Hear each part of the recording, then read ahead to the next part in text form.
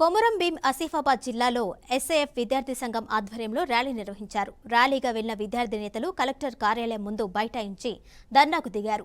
పెండింగ్లో ఉన్న scholarship, fee రియంబర్స్మెంట్లను వెంటనే విడుదల చేయాలని డిమాండ్ చేశారు. దీంతో రంగంలోకి దిగిన పోలీసులు విద్యార్థులకు నచ్చజెప్పే ప్రయత్నం చేశారు. విద్యార్థులు వినకపోవడంతో పోలీసులు వారిని అరెస్ట్ చేసి పోలీస్ స్టేషన్కు తరలించారు.